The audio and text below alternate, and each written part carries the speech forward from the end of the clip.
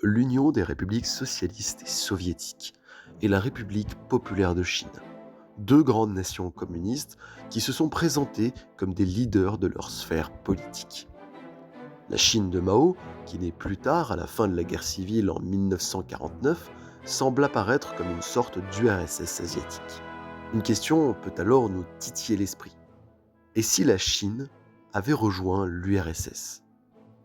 Bonjour à vous braves gens et bienvenue pour cette nouvelle vidéo qui traite d'une uchronie que j'avais en tête depuis pas mal de temps. Et bien qu'on peut penser que ce scénario n'aurait pas été si infaisable parce que les deux nations sont communistes, en réalité il est beaucoup plus compliqué qu'il n'y paraît tant les fractures entre les deux rouges sont grandes.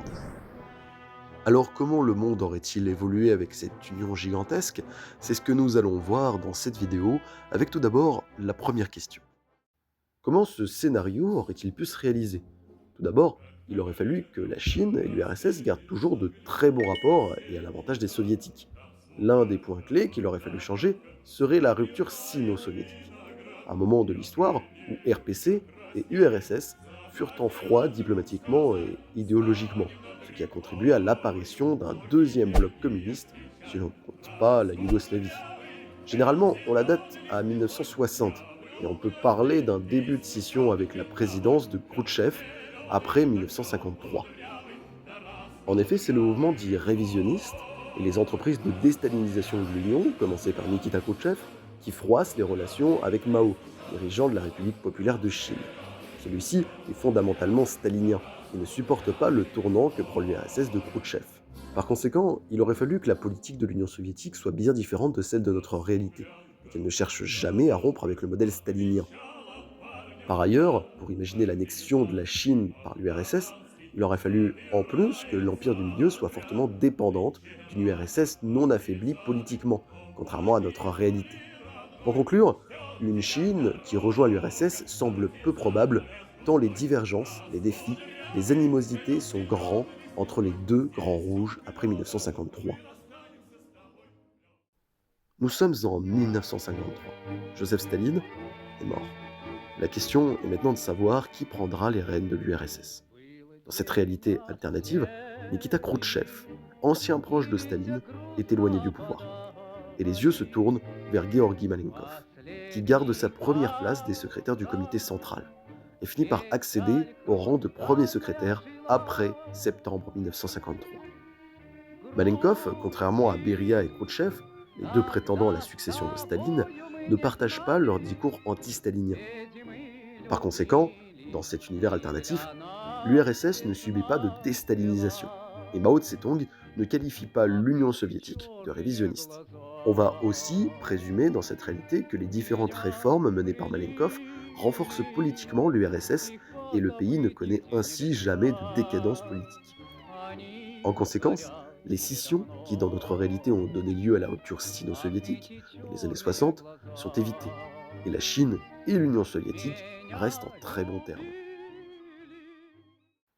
Autre changement, la Chine de Mao dans ce monde s'affaiblit terriblement et est obligée de demander toujours plus d'aide financière et technique, avec l'envoi d'experts soviétiques pour contribuer au développement de l'industrie chinoise, à l'URSS.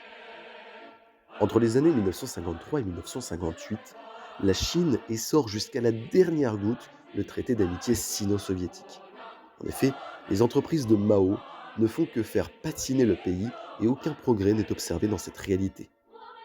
De plus, avec le temps, même le traité d'amitié ne suffit pas à faire survivre la Chine.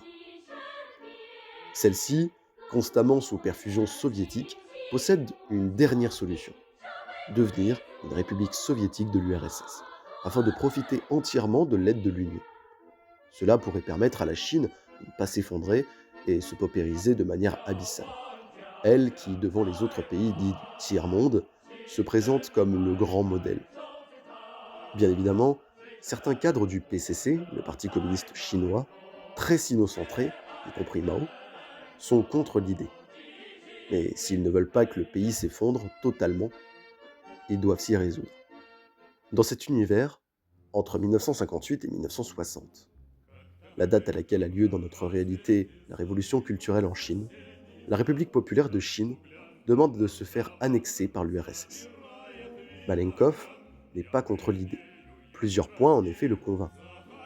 Premièrement, le grand territoire chinois riche en ressources naturelles et exploitable grâce à la technologie soviétique.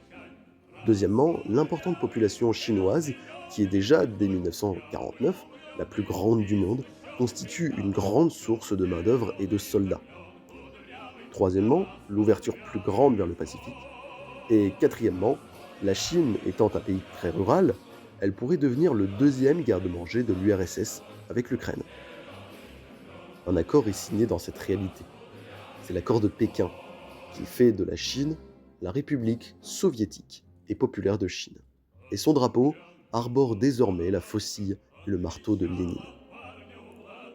Un autre pays rejoint l'URSS la même année, c'est la Mongolie. En notre réalité, le pays de Gengis Khan a fait plusieurs fois la demande de se faire annexer, mais le grand frère soviétique a toujours refusé pour plusieurs raisons. Tout d'abord, il n'y avait aucun intérêt à annexer un tel territoire si peu densément peuplé qui ne comptait à l'époque que 3 millions d'habitants. Et surtout, dans notre monde, l'URSS ne voulait pas trop froisser le voisin chinois, déjà en mauvais rapport avec l'Union, en annexant un pays tout proche. Mais dans cette réalité, c'est différent. La Mongolie étant totalement enclavée et ne constituant pas une source de tension, voit sa demande d'annexion acceptée et devient la République soviétique et populaire de Mongolie. Il est certain qu'une URSS aussi grande aurait bouleversé la suite de la guerre froide. Les Américains auraient tout de suite condamné cette union communiste, qualifiant l'Union soviétique d'ogre du tiers-monde. Le bloc Ouest, ainsi, aurait mené une plus grande politique de propagande et d'intervention dans le tiers-monde, afin d'éviter que les soviétiques s'en emparent totalement, et surtout en Asie, où le Vietnam du Nord, communiste, de Ho Chi Minh, qui était en très bonne relation avec Mao, se rapproche de plus en plus de l'URSS. Il y a aussi une sorte de mouvement pro-soviétique qui se crée dans les pays communistes du tiers-monde, dû à la peur de se retrouver dans la même situation que la Chine et menée par l'idéologie maoïste. Néanmoins, je ne pense pas que l'URSS aurait annexé d'autres pays, mais simplement augmenté son influence dans ceux-ci, car cela aurait pu enrager de plus en plus les Américains, et la guerre froide aurait pu devenir chaude. De plus est que Malenkov était strictement contre l'idée d'un conflit direct et de plus grande envenimosité avec l'Ouest. Dans cette réalité, pendant la guerre du Vietnam, les forces Viet Cong et du Vietnam du Nord auraient bénéficié d'une plus grande aide soviétique que dans notre réalité, car l'URSS et la Chine, ici la même entité, participent activement et de manière égale au conflit. La guerre aurait sûrement été plus courte que dans notre monde, car les États-Unis n'auraient pas pu fournir plus d'efforts de guerre qu'elle ne l'a fait dans la vraie vie. Enfin, le dernier point, celui-ci un peu éloigné du sujet de base, concerne la crise de Cuba en 1962. En effet, dans cette réalité, elle n'a jamais lieu, car aucun missile nucléaire n'aurait été envoyé près de l'île dû à la politique de Malenkov. Celui-ci était fondamentalement contre la prolifération et le développement des armes nucléaires, dont il avait peur qu'elles créeraient une guerre atomique. Et ce changement aurait eu un impact boule de neige sur le déroulé de la guerre froide, car qui dit pas de crise de Cuba, dit pas de négociation intense entre les deux blocs, qui dit elle-même pas de détente. La détente étant la période de réduction des tensions entre l'Est et l'Ouest de 1963 à 1979. Pour conclure, l'URSS, toujours stalinienne après 1953 et bien plus grande qu'elle ne l'a été dans notre monde, aurait été perçue, suite à l'annexion de la Chine et de la Mongolie, soit comme le grand frère sauveur du tiers-monde par les pays communistes comme le Laos, le Cambodge et le Vietnam, soit comme l'ogre du tiers-monde, prêt à dévorer tous les peuples en développement par les pays pro-Ouest et une partie des non-alignés. Une grande partie du déroulement de la guerre froide, suite à 1960, aurait totalement divergé de notre monde. Bien sûr, il y a des points que je n'ai pas abordés, comme l'invasion de l'Afghanistan et la situation à Taïwan, mais je ne préfère pas trop m'y lancer. Vous pouvez, vous, en commentaire, imaginer cette guerre froide entre sino-soviétiques et pro-américains. Je serais ravi de lire vos scénarios. Et bien sûr, si j'ai fait une erreur de l'ordre historique ou logique, n'hésitez pas à me le faire valoir en commentaire.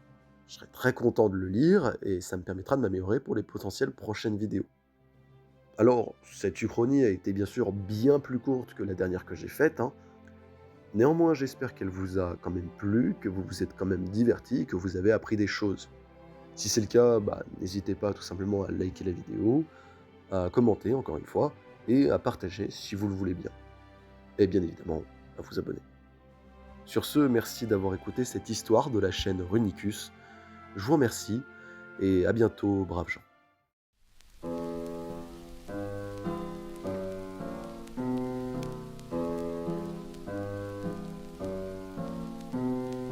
Темная ночь